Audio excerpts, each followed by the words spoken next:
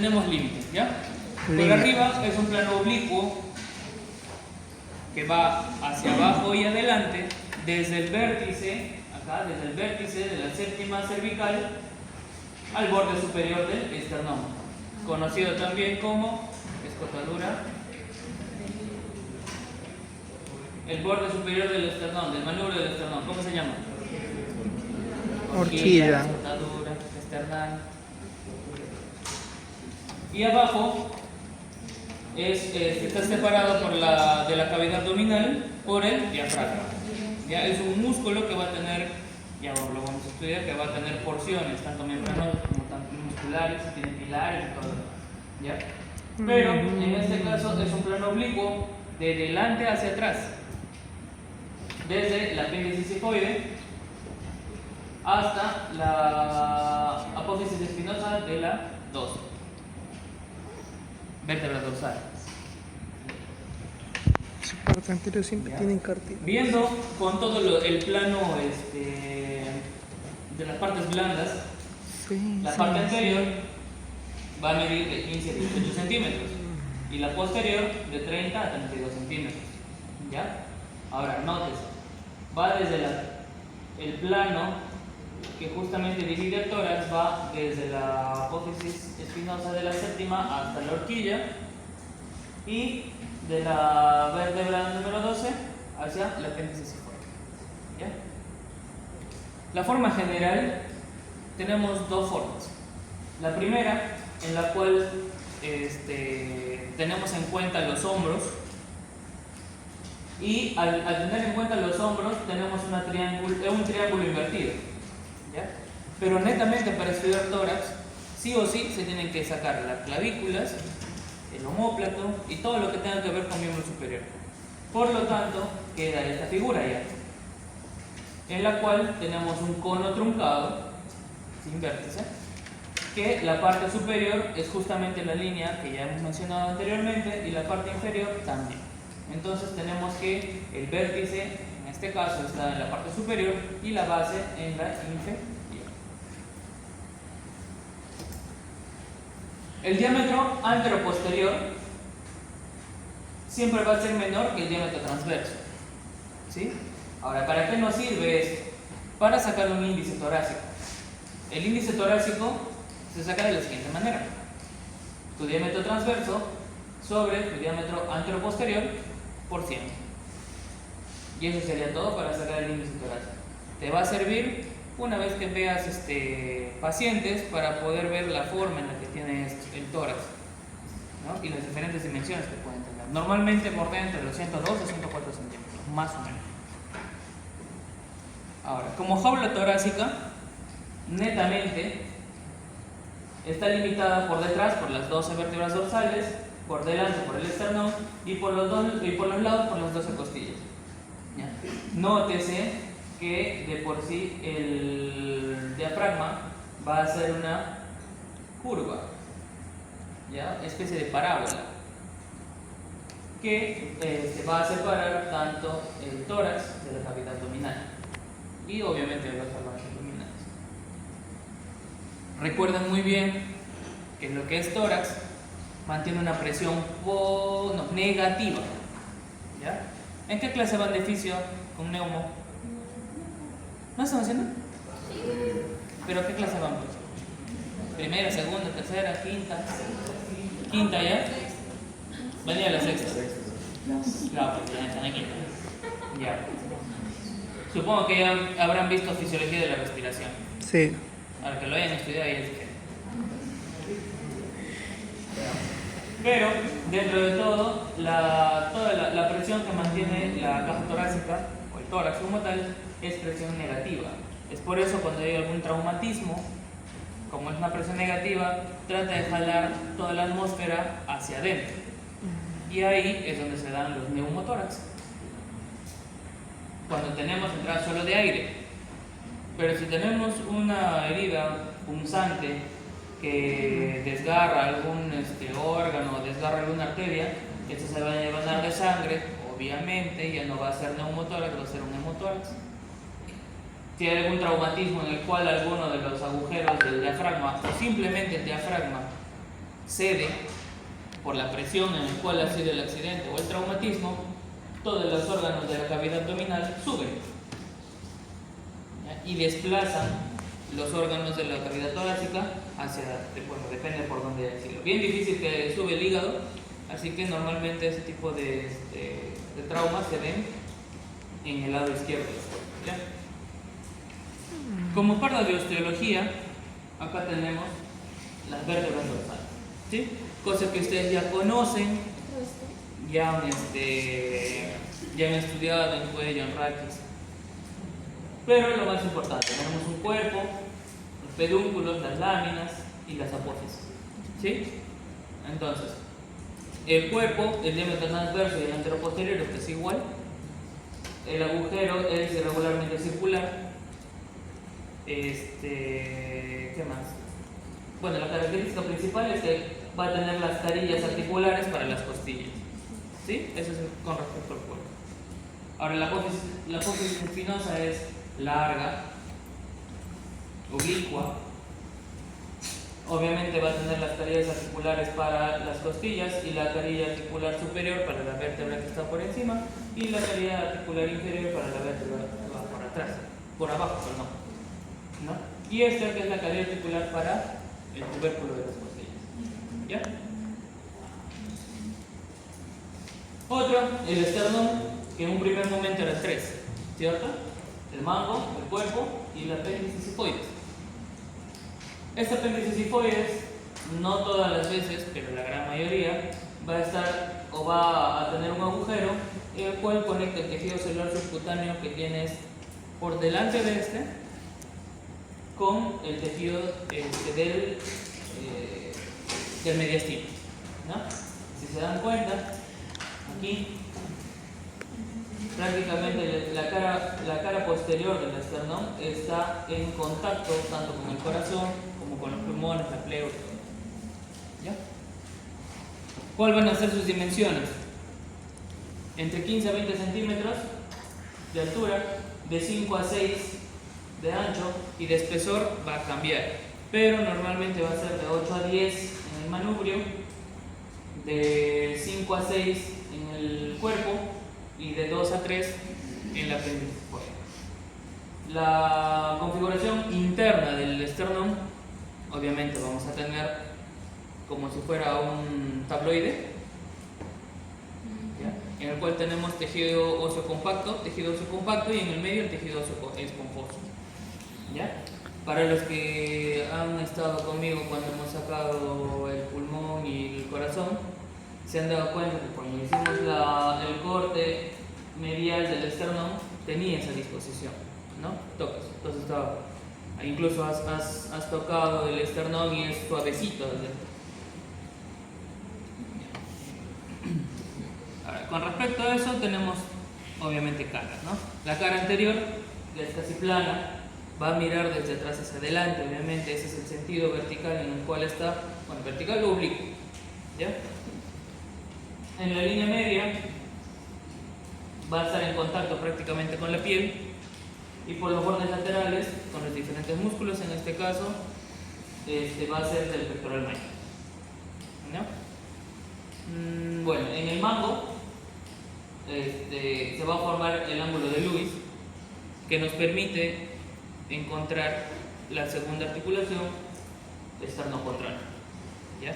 ¿Por qué es importante eso? Porque a partir de ubicando este ángulo de Lewis y la segunda articulación esternocondral, podemos encontrar por debajo ya de ella los espacios intercostales. ¿Para qué nos va a servir eso? Para poner tus chupones del EKG, por ejemplo. No quiero revivir cosas feas, pero justamente para eso me sirve, ¿no? Para encontrar el cuarto espacio intercostal y de ahí hacer ya tus líneas en las cuales vas a poner los chupones de todas las derivaciones precordiales, ¿no? De 1 al 6, sí. Obviamente en el manubrio tenemos las dos horquillas, bueno, la horquilla y las dos carillas articulares para cada clavícula.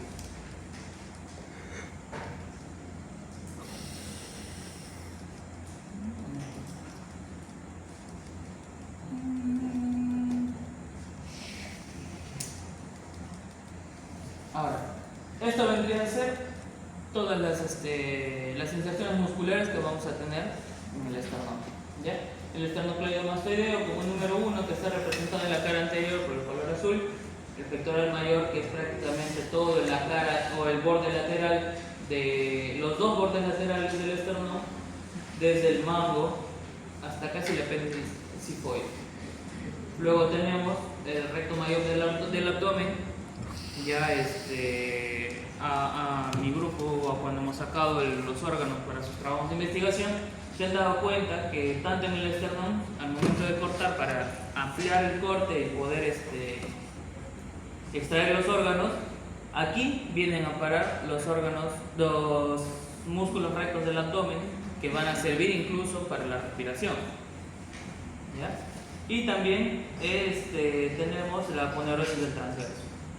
Por la cara posterior tenemos acá al esternocleidoideo, al esternotiroideo, acá abajo al triangular del esternón y en el 7 el diafragma. Otra cosa que tenemos son las costillas. ¿Ya? Para empezar tenemos la cabeza de la costilla, el cuello, que es la unión entre la cabeza y la tuberosidad, como tal la tuberosidad, el borde superior, el borde inferior, la cara interna, la cara externa, ¿no? Y la cara articular. ¿Ya? ¿Qué de importancia tenemos con respecto a las costillas? Para tórax, ¿no? Es muy importante saber que en estas costillas, al menos de las 7 primeras, tenemos un canal en su borde inferior, primero, que va a tener 2 labios. ¿Ya? Esos 2 labios nos van a servir para que se vaya a insertar el ¿de quién es? ¿De quién es? Desconcentra. Va a tener 2 labios. Ya. Va a tener 2 labios en los cuales van a servir como inserción del de los músculos intercostales. ¿Ya? Ahora, por este canal va a recorrer de arriba hacia abajo la vena costal, la arteria intercostal y el nervio intercostal. O sea, va a ir el paquete vasculonervioso. Por eso es tan importante de que al momento de hacer algunos procedimientos en la caja torácica se tenga en cuenta esto. Lo vamos a ver más adelante. ¿Ya? Estas son tanto la primera como la segunda costilla. A estas alturas del partido, yo dudo mucho que vayamos, al menos por mi parte, ¿ya? Las inserciones que van a tener cada una de la primera y la segunda costilla ya se les ha preguntado cuando llevaron cuello, así que no importa. Pero lo tienen que repasar por si acaso, porque no voy a hacer que a otros se le ocurra y les pregunte. Y para el práctico sí o sí lo voy a venir, obviamente. La 12ª y la 11ª costilla obviamente son las flotantes, ¿no? Vamos a tener que solamente tienen cabeza, no hay carilla articular para la porción transversa y no hay carilla articular para el esternón. Ahora, tienen que saber que las primeras 7 costillas son llamadas las verdaderas y las otras falsas. ¿Por qué? Porque las 7 primeras son las que van a ir a hacer la articulación costopondral y esternopondral, porque la costilla nunca llega a tocar directamente el esternón, a no ser que ya sea una persona de muy avanzada edad, en la cual el cartílago ya se ha empezado a osificar. Pero en personas como nosotros, me incluyo todavía no soy tan viejito, vamos a tener los cartílagos. ¿Y qué nos permite eso? Que todo el tórax sea elástico, ¿no? Sea elástico y se pueda comprimir. Y hay, obviamente, diferentes edades, va a ser más o menos elástico, ¿no? Mientras más tiempo pasa o más edad tenga la persona, menos elástico se hace, o menos compresible se hace. Por eso no me muerto, no se ha roto mis costas. Viendo ya una anatomía topográfica como tal, así es como vamos a reconocerlo, ¿no? La incisura yugular, la clavícula como tal, pero como puntos de referencia. Por debajo de esto tiene el manubrio y el ángulo de Lewis, en el cual cuando lo vamos a palpar es la segunda tripulación esternocondral, y desde ahí vamos contando todos los espacios intercostales. ¿Sí? Tenemos el apéndice sifoides y todo el reborde costal.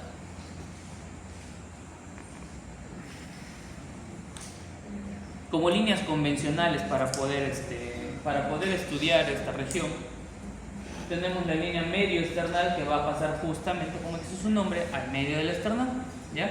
La línea external, que son estos dos azules, que son laterales.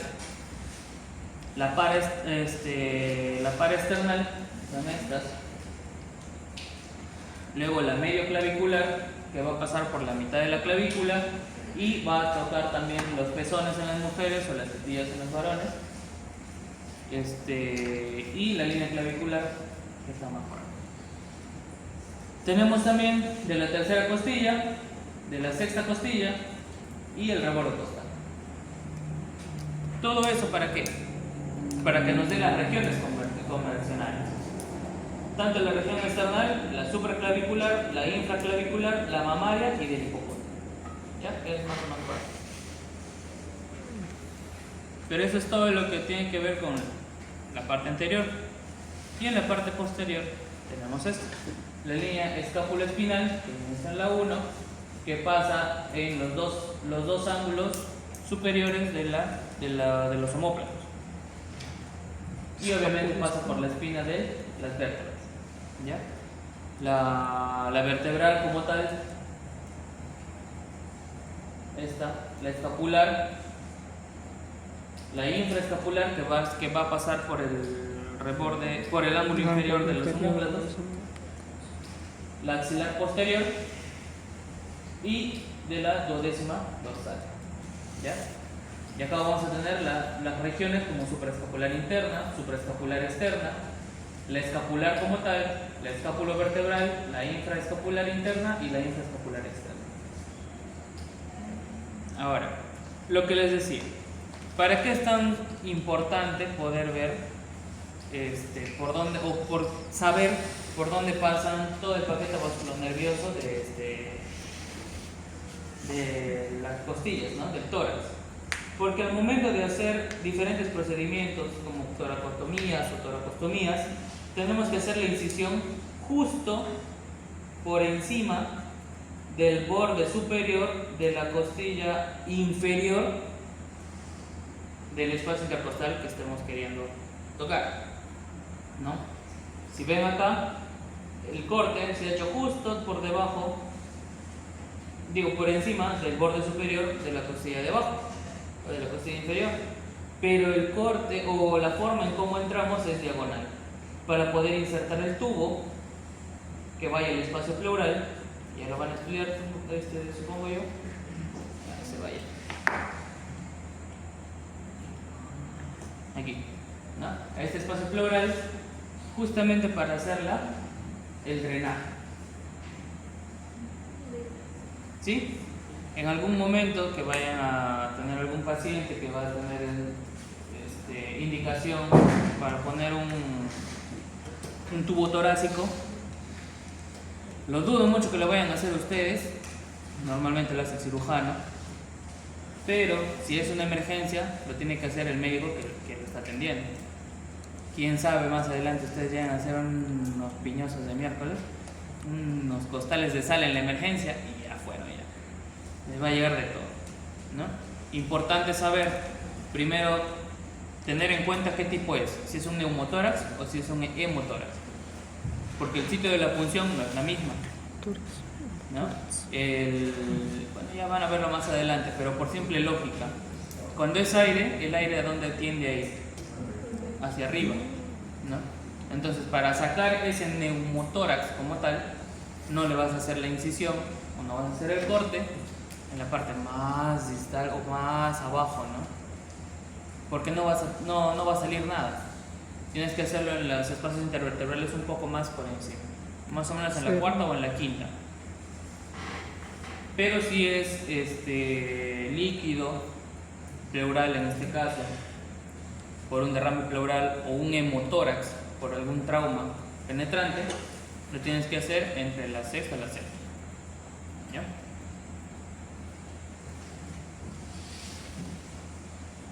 Por ejemplo, en este caso, lo que vimos anteriormente es una toracostomía para poder tener comunicación entre el espacio pleural y el exterior, obviamente guiado por un tubo y una válvula que no tiene retorno para que ese espacio pleural no se vuelva a llenar. Estás drenando líquido y al final vas a dejar que entre aire, el paciente igual lo vas a matar. Tiene que haber una válvula de no retorno para que el aire no pueda volver a entrar y el paciente pueda respirar bien. En este caso, aquí tenemos una herida por arma blanca, ¿no? Se ve clarísimo, en el cual obviamente lo más seguro es que esté haciendo un hemotórax dentro de los espacios pleurales, ¿no? Y por el mismo hecho de la emergencia, lo primero que se tiene que hacer es drenar eso, o incluso se puede drenar solamente con el tubo, pero en este caso, como ya está intubado el paciente y todo, lo más seguro es que haya sufrido un paro cardíaco y quieran hacer un masaje cardíaco. Y eso es lo que se puede hacer, ¿no? Si estamos justo, se dan cuenta dónde es que agarra el doctor, ¿cierto? Justo por debajo de la tetilla, que vendría más o menos a ser el quinto espacio intercostal.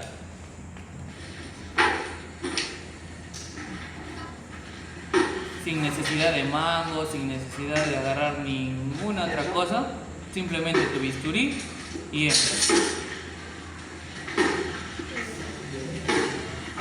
Es cruento, sí, es bien violento. A su máquina, güey. Pero esa es la emergencia. Sin anestesia, sin nada. O lo haces o el paciente se muere. O sea.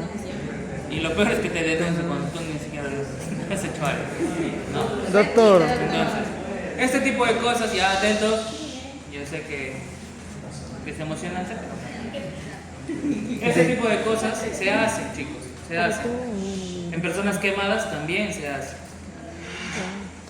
Entonces, este tipo de procedimientos, lamentablemente, a veces no pueden esperar a que te saques una radiografía, de que todavía venga el ecógrafo a decir, ay, no tengo cupo. Y no tiene los domingos. ¿No?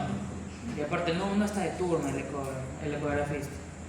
Entonces, por clínica, solo por clínica, entras, separas las costillas y eso es un masaje cardíaco. Eso hasta que UCI pueda venir y decir me lo llevo, o hasta que cirugía pueda venir y decirte me lo llevo. Y tú vas con la mano dentro del paciente haciendo el masaje cardíaco hasta que llegues a cirugía y puedas recién sacar tu mano. A esto es a lo que algún día ustedes van a estar dispuestos a hacer. ¿Es cruento? Sí. No se preocupen, el paciente está inconsciente. ¿Le va a doler? Sí, después ya. Pero la cosa es salvar al paciente en ese momento. ¿Sí? Reanimación. ¿Qué? ¿Otra vez? Ay, qué feo que ustedes son. Pero sí está interesante, ¿no? Entonces, en ese momento, ya miren, ¿no? ¿Por qué es que nosotros vemos y por qué hasta ahora se insiste tanto en que sus exámenes prácticos tienen que ser 1 minuto por pregunta? ¿Por qué? La capacidad de reacción que ustedes tienen que tener y la capacidad de cómo poder manejar